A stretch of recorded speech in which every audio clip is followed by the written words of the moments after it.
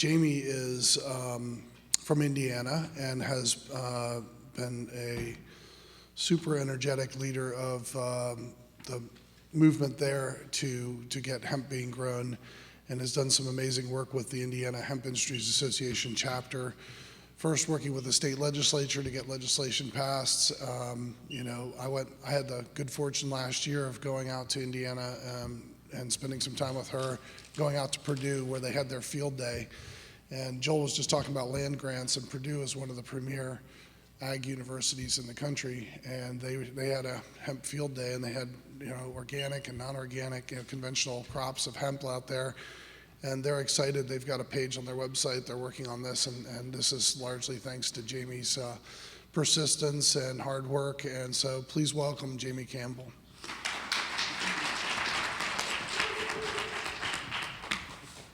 To be up here on the stage with these gentlemen that I've gotten to know over the last couple of years, they've been building the foundation for this industry for a long time, them along with many others. For myself, 4 years ago, I thought hemp was a pair of pants, rope. I hadn't even thought about where it was grown. I just assumed that we grew it here in this state. Also, I want to thank for Mia and Susie for allowing me. Oh, okay, thanks. Allowing me to be here and to participate. The one thing that I love doing in my life right now is consumed with is educating people about hemp. I'm not the expert. These guys are the experts. There's plenty of experts out there. I just like to talk, and I have a big mouth. So I just keep going. I want to thank my team. I have to thank them because that's what we are in Indiana. We have had to work together. I started out on this path in 2014, but without some of these people, Real Hemp, Foods Alive, Recreator, and HempPro, these are all Indiana-based companies who have existed for a while using hemp.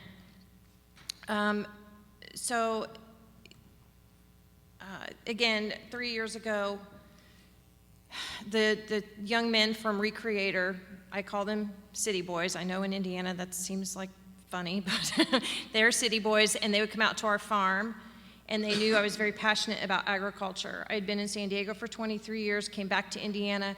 When I came back, all of my families that I grew up with that farmed were gone. Their farms were eaten by large corporate farms, or they had gone bankrupt.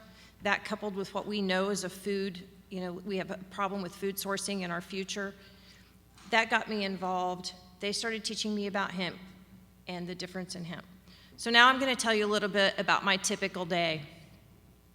I get up in the morning, and in my coffee, of which I drink a lot, I usually throw in a spoon of hemp oil and coconut oil. If not, I just take a straight shot of hemp oil, head out to the barn to do my chores. I'm usually wearing my hemp yarn hat, hemp yarn gloves, and the socks I have on right now, which are some great comfy hemp socks. Later in the day, it's time for lunch. I grab oatmeal, I grab yogurt, I'm throwing some hemp seed on it, or perhaps hemp granola. And then it's time, I'm probably heading into either the State House or to Purdue. I'm going somewhere to meet with someone regarding hemp. I get in the shower, my shampoo is made of hemp, hemp-based. There's several great ones out there right now. Of course, Dr. Bronner's soap is sitting on every counter. We have a hemp natural soap in Indiana. Those are the products we use. My face cream, a friend of mine creates out of hemp oil, coconut oil, and essential oil. Through this process, not only am I able to, the purchase power means something, and using it, putting your money where your mouth is, but it works. And I'll talk to you a little bit more about that. It is a very good product in a time when we're looking at chemicals that are in our fields, chemicals that are in our products. So with that, I'm going to proceed. I'm going to tell you a little bit about Indiana history, and Eric's covered it pretty well, so I won't go too much into it. But again, Indiana was the third largest crop in the Midwest in the 1800s. And then in 1935, most of you have heard of Ball jars, canning jars. Ball brothers, they're from Muncie, Indiana. They joined with farmers in Illinois and built a plant for processing along with about 4,200 acres. Unfortunately, Eric talks about the Marijuana Tax Act, and although we lose track of how long they grew and their processing with the Marijuana Tax Act, that processing plant went away and our acreage dissipated. And then World War II came along and Hemp for Victory. Well, they came back to Indiana, and the government built 5 processing plants in Indiana. One of them still stands in Warren, Indiana. And this talks a little bit about the 5 different plants. The company came in, or the government came in for $325,000 and built these that were non-existent, 100 jobs to each factory, and with the 4,000 acres feeding into these processing plants. Unfortunately, after World War II, those changed over. I'm sorry, here. Yeah, this talks about in is it not gonna? How about if I do it that way? Yeah, pointing at the wrong thing. So this is from 1944. So 2 years after the government came in and started building, they started processing. Took us through World War II. So where are we now? Well, I'm going to start with back in 2014, and I don't want to rehash what Eric's talked about. So he went into the Farm Bill that was passed in 2014. At the same time that Farm Bill was passed, our Indiana Farm Bureau also amended their policy to support industrial hemp farming. But guess what? To this day, they've yet to take a public stand with us. Their own policy states it, but they haven't taken a position. In March of that year, we passed SB 357. I went down and testified at that point just as a consumer. Alongside of me were members of NORML. They were chased out, literally chased out of the room, and said that if they wanted hemp to be viable in Indiana, they needed to leave. And there I stood by myself with very little information and a whole big shopping bag of products that I had bought. Because for me, it had become as simple as, how can we buy these products? How can we have businesses in our state that manufacture and process with them? But we cannot grow it in this state. Now remember, you're talking about Indiana. We can't buy alcohol on Sunday. Only state in the union. We are if not the largest, one of the largest exporters of GMO soybean and corn.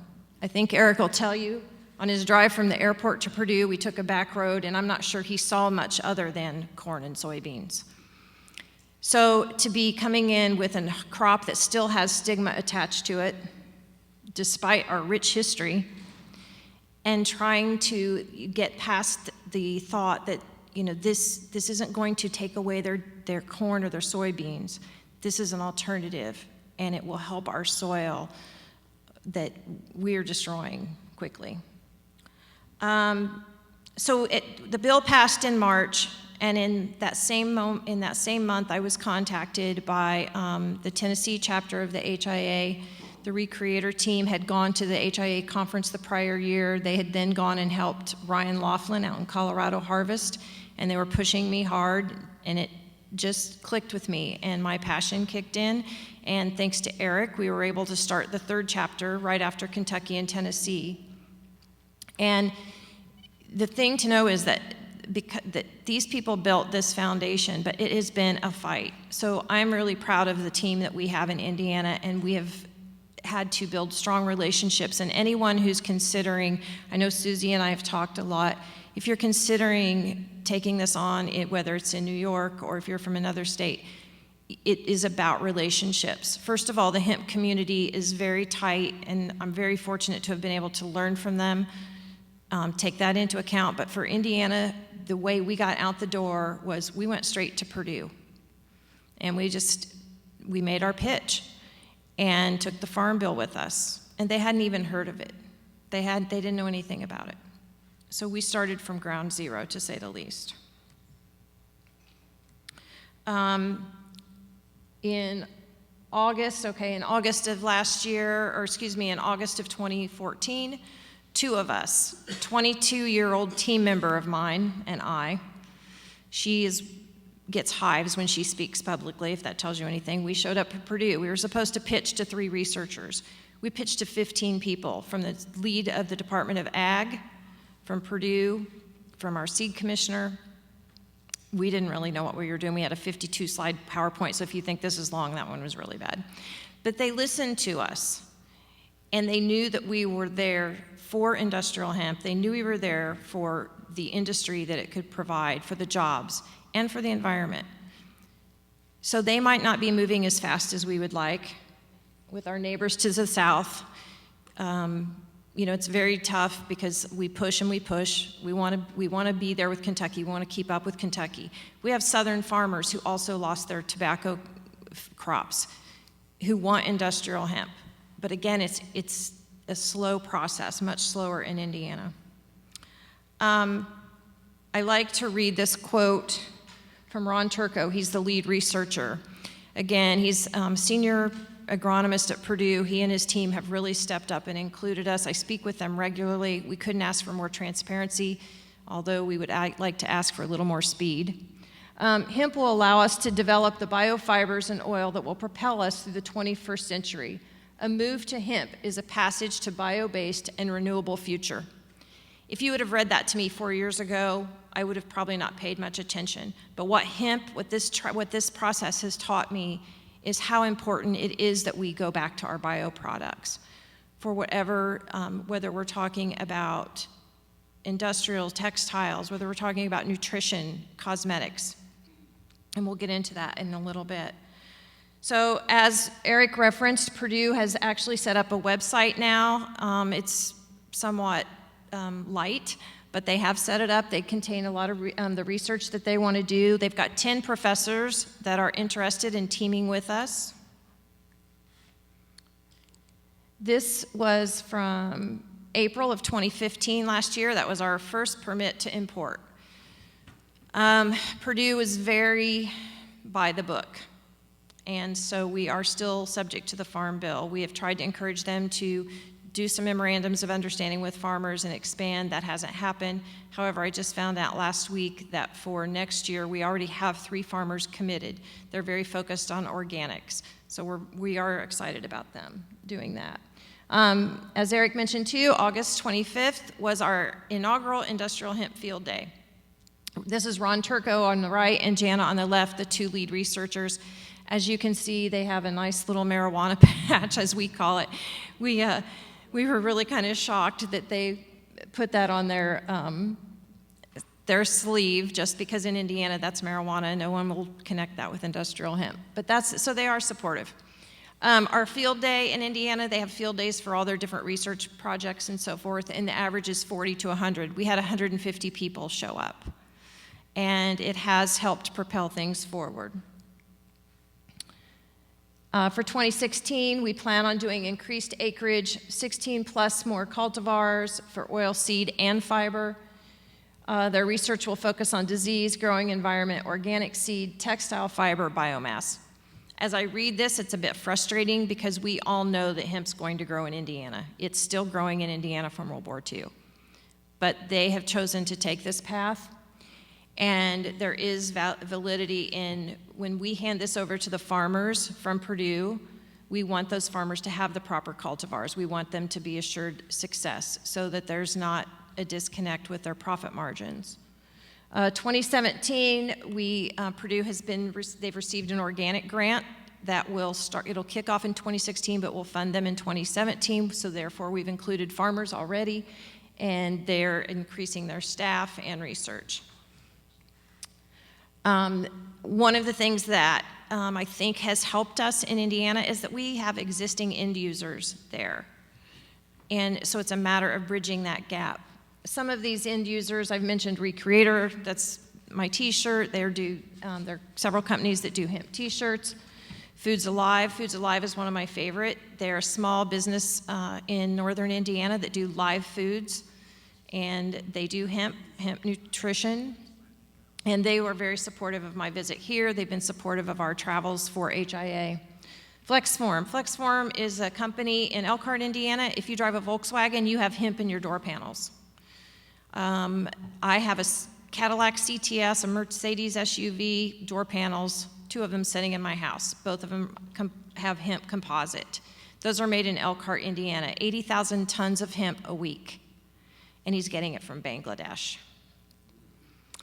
Ultra Oils, it's a small business in Indianapolis. For those of you that have pets, dry skin, I use this on my coonhounds at times, and you put it on their food. It's a flax and hemp oil. It's also now being used on show horses, or with show horses. Real Hemp, Hemp Pro, Hemp Natural Soap. So we have the businesses there, and yet we're still not growing. And that's where people like you, people that come to our events, our team keeps growing, and the voice needs to be heard, and it's important for purchase power too. So as I said to you, hemp, you hear a doctor say an apple a day. For me, it's hemp every day, all day. And I want to take a second here. One of the things in preparing, I found a National Institute of Health article. I can leave it if anyone's interested. And they focus on the ratio of omegas, and we're going to talk about that a little bit, and the value that has. I personally, when I returned to Indiana, I was diagnosed with fibromyalgia and arthritis, early onset chronic arthritis, and I was on 3 to 4 different medications. I'm now on 1 medication at half a dose. I haven't been picked and researched and so forth, but I am convinced that it is because of my diet. Okay, so with that, let's switch to hemp as a nutrition. And you can see with this graphic the 8 most nutrient-dense foods on earth: kale, chocolate, I love chocolates in there, kale, hemp seeds, chocolate, broccoli, spinach, and we're going to talk a little bit in a few minutes why that is. But for some people that aren't familiar what hemp products are out there, and I'm telling you, 3 years ago I had no idea. And when I started this 3 years ago, you had to go to Whole Foods, you had to go to Fresh Time or your local health food store. Last week I purposefully went to several big box stores, Meijer, Walmart. They're carrying hemp in their nutritional section, in their cereal section, their breakfast bar section, in the milks, the boxed milks. So you've got oil, seed, or nut, as you wish to call it, protein powder, milk, flour, and butter. Hemp-infused products. You can purchase salad dressings. I have several from Foods Alive I use regularly that are really good, or you can make your own. Hemp flax crackers, different types of hemp crackers, flatbread, granola, beer, energy bars, and whiskey's coming. So that's good. And of course, easy add-in recipes I referred to before. You can throw it in your food, anything you're eating. I don't know the actual ratio, but hemp protein powder can replace flour in your baking. Why is it a superfood? This is where it gets important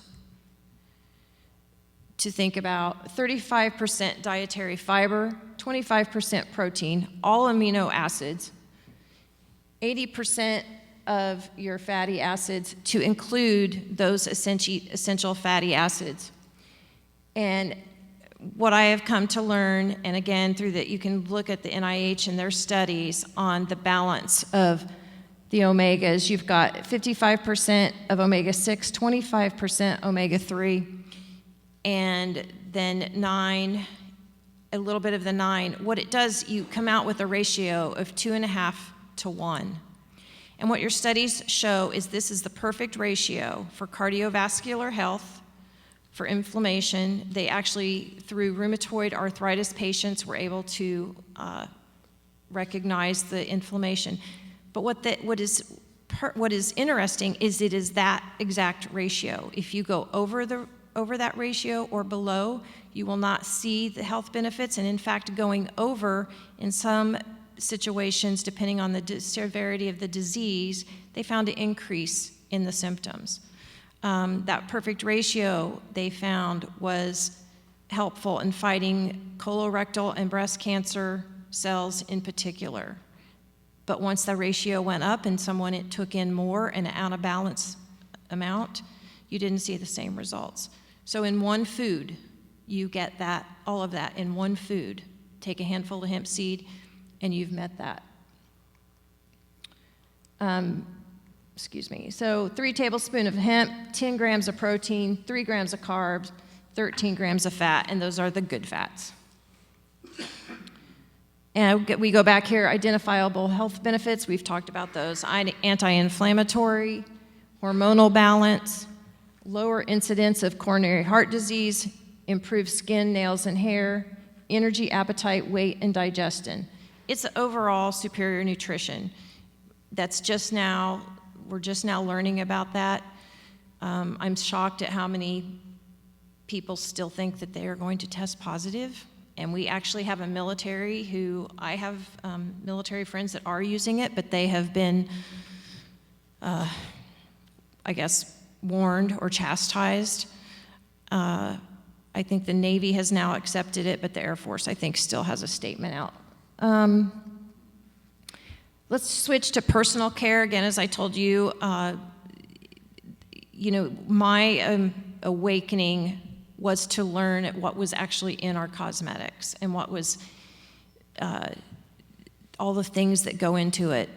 The fact that petroleum is being given away free right now does not help. I have a friend who I've been encouraging to use hemp products, and it is difficult. The price is difficult. But if we don't take a stand, if we don't purchase these products and let our voices be heard with our dollar, then it's not going to happen. Hemp is a skin moisturizer, lip balm, deodorant, soap, salve, shampoo, massage oil. And they're natural. And the best part is that plant should be grown. Our farmers here should be growing that plant, and it helps our soil. It's renewable. It's sustainable. Again, bioproducts versus petrochem, mineral oil, parabens, petrochemicals, dioxane, all are found. I was overwhelmed when I started looking at the statistics. You find them in anything you're putting on your face, in your hair, carcinogenics, of course.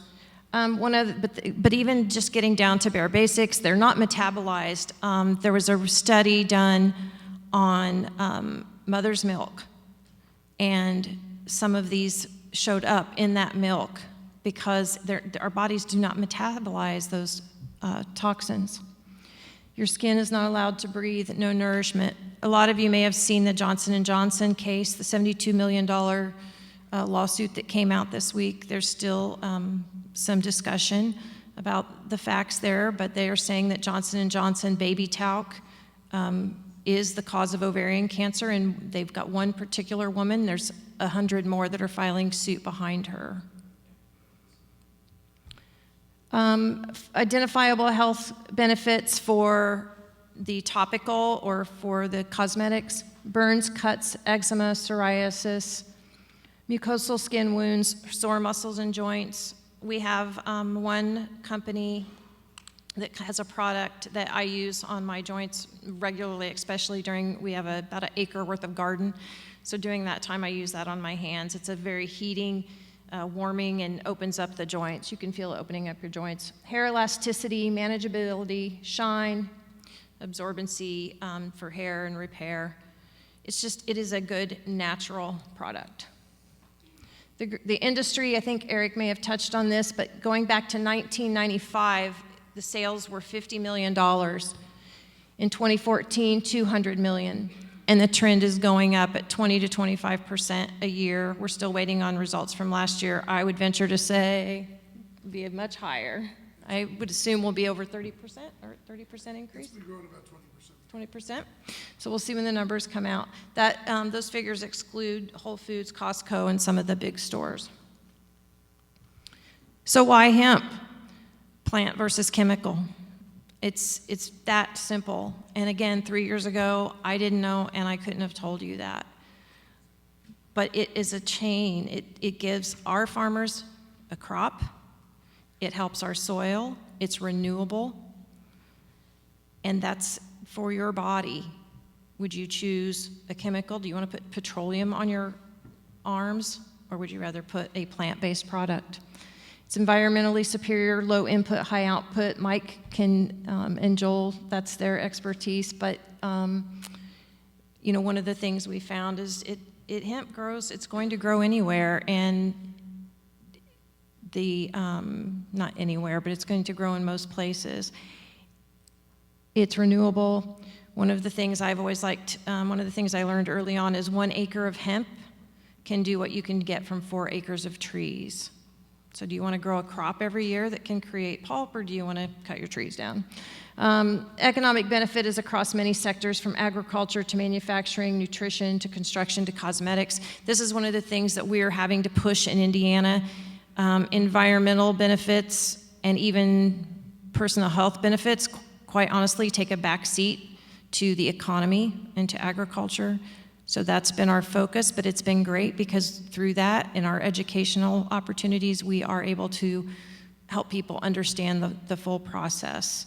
One of the things we do is, or events similar to this, the screening, Bringing It Home that Mia recommends, it is a great tool for educating people and helping them get the facts. And we always offer hemp products. We have what we call the Mom Brigade. 70-year-old moms have joined our effort, and they'll show up at these events with hemp brownies, hemp granola, so that people can actually see. And that, I think, is probably for Indiana especially, it's been our biggest benefit. You know, you've got 70-year-olds sitting there, and it helps with that stigma. Our hurdles, again, misperception, stigma, lack of knowledge concerning bioproducts versus cost. So what can you do? Eric referenced Vote Hemp. Vote Hemp and HIA have been a huge tool for all of us. Support. Vote Hemp makes it very simple for you to contact your legislators. But I encourage you to do it locally. Build a relationship with them.